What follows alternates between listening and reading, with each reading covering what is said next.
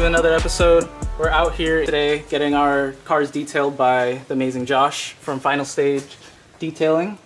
He is the homie. I've known him for years, but we're out here getting cars detailed. Hopefully we'll learn something, and hopefully you guys will learn something. All right, so we have my car up now. Josh, how long you been doing this, man? It's going on 3 years professionally. 3 years professionally? Yes, what made sir. you want to start? Actually, my car club kind of got me into it. I started off detailing just within my own car club.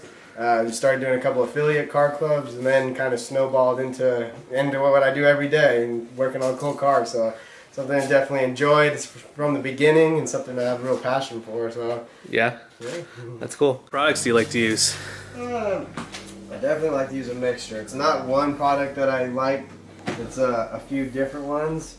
Mostly chemical guys, Opti, No Rinse, Evershine, just a few of the major ones I really like. Honestly, this right here is what I suggest everyone use to wash their car.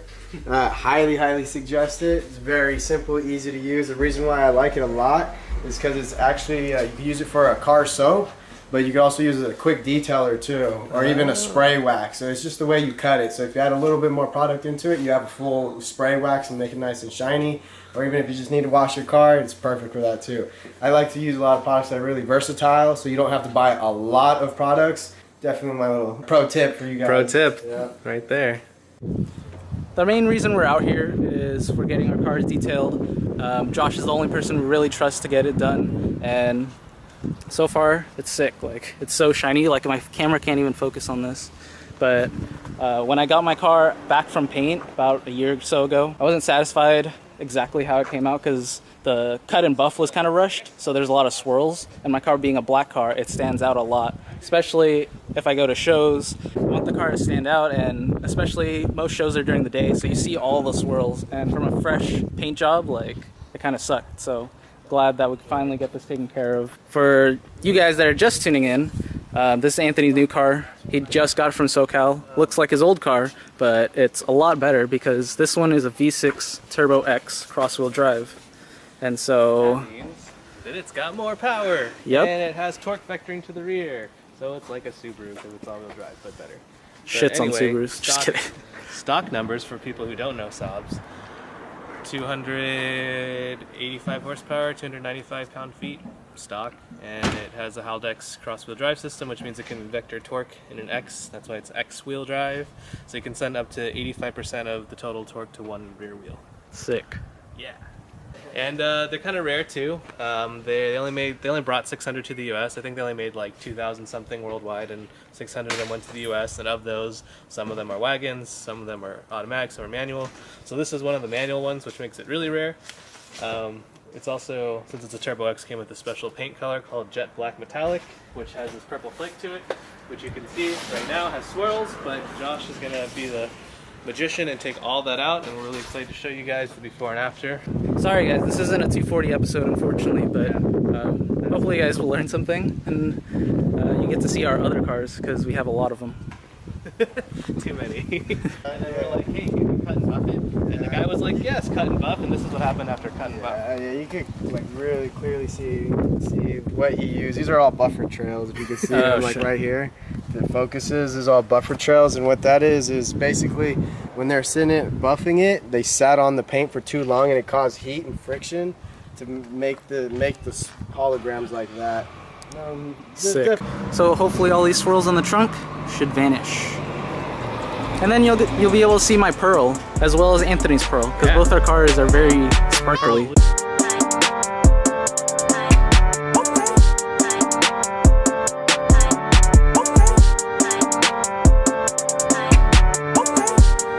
Alright Josh, so I know that we moved the car into the garage, but you can basically do this kind of thing anywhere, right? Oh yeah, we're a completely mobile service, so we kind of basically come to you wherever you're needed, from your house, home, office. We are able, as long as we have a working space around the vehicle, we can definitely take care of it. Usually either working out in the garage or under a nice canopy, so definitely have a little bit of shade. What do we have here? What are the tools? What are the products? What do you got going on? Yeah, what we have here today, we're doing actually a pretty major paint correction. So we got Wolfgang compound, and we got a PNS pad paired with the Flex 3401, which is my weapon of choice. And we're doing, just doing a nice paint correction. You can see right here starting to clear up, got a little bit of major scratches, but it's going to be clearing up all the swirls and the small imperfections in the paint. Look amazing already, Josh. Like we can see in the camera, like clearly reflective, and I know you're not even done compared to that side, which is not as reflective. But I know there are different stages for paint correction, so can you tell us a little bit about that and what that entails? Yeah, definitely. Well, we offers a couple levels of stages of detailing, stages 1, 2, and 3. So our first stage is a wash, clay, and waxing. And that's really just to get a lot of show cars ready. Cars are already nice, you know, already paint corrected. A lot of vehicles like to use our stage 1. And we have, for our paint correction, is our stage 2 and 3. So the main difference is the stage 2 is a single step paint correction. So what we're basically using is a polisher going around the entire vehicle, buffing it out one time, and then putting a sealant or a wax on top. And then we have our full stage 3 paint correction, which is roughly a 2 to 3 step paint correction. It's basically where we use, instead of one pad and one product, we're using 2 to 3 different products and pads. And that's really to get out any, again, swirls, imperfections, scratches, oxidization, anything that's built up on the paint. It really gets taken care of with a paint correction. And how long does like a stage 3 take? Yeah, for you?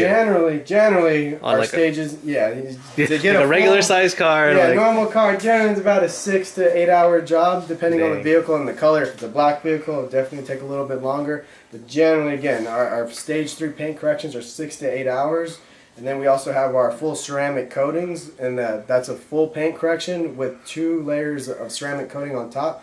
And that's roughly about, generally again, a 9 to about 14 hour job from start to finish. Wow. So, yeah, are your cars currently ceramic coated? Yes. Maybe we could see what it looks like later, because I know it's crazy when you roll the water off a ceramic coated car. Yeah. How long does ceramic coat last for? It depends on what stage you're doing. We offer 2 different stages for ceramic coating: our 2-year protective layer, and then our 4. Wow. And again, so it's definitely a nice protective that is a long time. coating on there. And what we use a lot right now is our Ceramic Pro ceramic coating. So it's a 9H hardness, so it definitely gets you the protection, the shine. I really like it because it makes the cleanup a lot easier. That's the biggest, especially for car people like us. I say we're always sitting there quick detailing, wiping our cars down. It makes that process so much quicker, easier, faster. So that's a big point for any of the car guys out there wondering if they're interested in ceramic coatings. Nice. So if you can see that, guys, if you focus on the sunlight, you can see how Josh has taken out pretty much most of the swirls with just this single stage paint correction. But then you come past this line and just all the swirls that circle around the sun. You can really see it if you stand here. Like, you can see the clear line where it's like swirls and they just disappear, and you can see all the flake right there.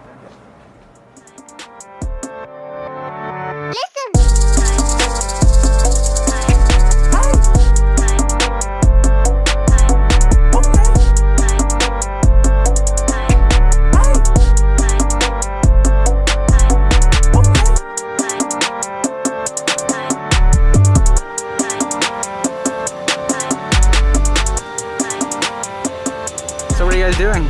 So Josh taped up the car and we're about to get food. But we don't want to open the door and ruin Josh's tape job. So Raylene's crawling through the trunk to get my wallet.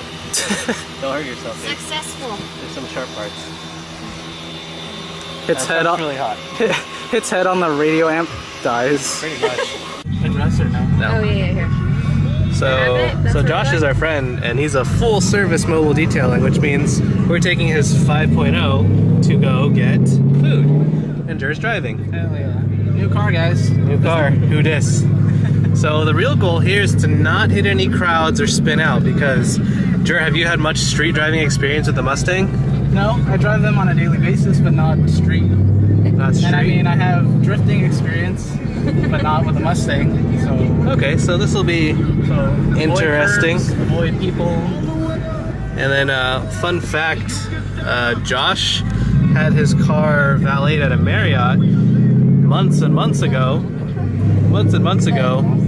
and the valet absolutely destroyed his car. And this is when Jer inserts clips of like the picture of his car fucked up by the valet, and they just gave it to him like, here you go, no big deal, we definitely didn't just crash this into a wall. And so now he has a lawsuit with that Marriott. Best of luck to him, because that really sucks.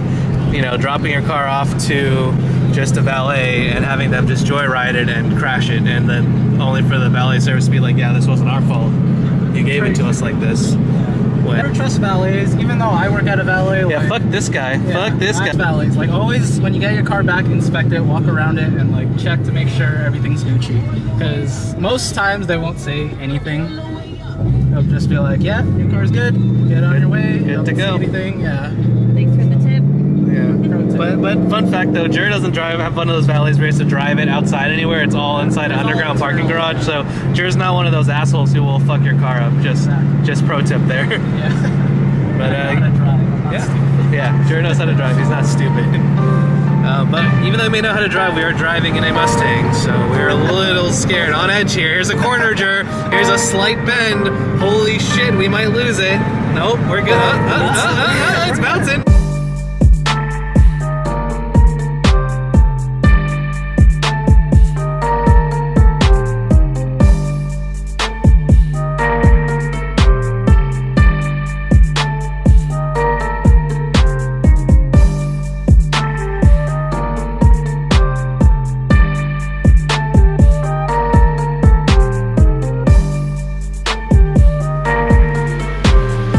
So what are you doing here? So what we're putting on now is called Bead Maker. It's more of a sealant, so it'll go right on top of the Carnauba wax that we put over. Just give it a nice, healthier shine. Okay. Keep it nice and protected for quite a bit longer. The paint, yes, this is the last step. Okay. What do you guys do after this? After this, we'll clean up the windows, wheels, and tires, and then he'll be ready to go. Oh, sick.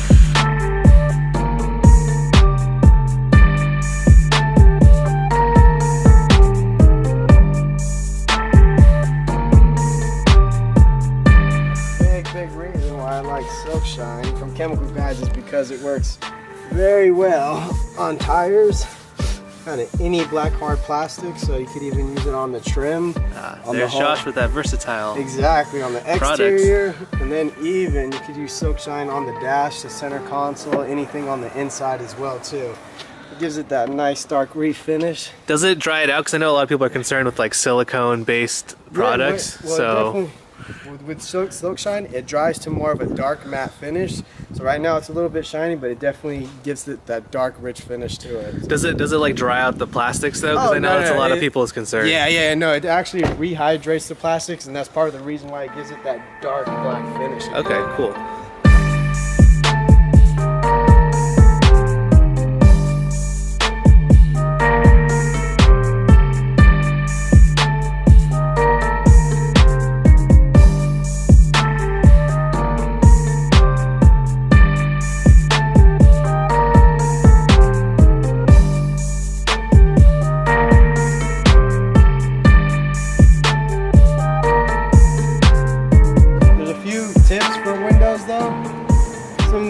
First off, it's a good glass cleaner. Good glass cleaner. What we use is Evershine. We actually like this one a lot, the Bead Maker by Remy. It's really like a quick detailer, but it works very well for windows. But yeah, once you have a good window cleaner, the next thing is clean microfibers. Generally, we like to use 2 to 3 for the windows as well. So you basically spray the windows, use a first dirty microfiber, and usually come back with a clean, dry microfiber. And when you're coming back with the clean, dry microfiber, you don't want to go in a circular motion like this. You literally go straight back and forth. That way you'll definitely be able to see streaks better. And then also the type of microfibers like this. There's different types of microfiber. This one specifically is made for windows. It has a waffle weave to them, if you can see that. What that does, that helps trap dirt and particles in the windows that cause the streaking. So this one may trap dirt in it, but it will keep dirt into the fibers and cause a streak. So it's also, there's a little bit better, microfiber for windows. But outside of that, it's just good glass cleaner, 2 towels, and usually like a nice a waffle weave style, and only go in single motions and not in the circular motion. It's definitely helpful. So So don't use Windex and paper towels. Yeah, you can. It'd be a little rough. It's a little hard. You know, let's say paper towels are rough. And the thing about Windex too, it actually leaves a film behind. So, and that's usually the part that you do see, or the streaks. So it's a little bit harder to get off. Like I said, as long as you get a good window cleaner and 2 towels and some good motion, you definitely be able to take care of it. Alright guys, car looks a million times better. No more swirls. Once the sun comes out, you'll be able to see all the flake, and I'm so excited. Look at that though. Just like looking in the reflection.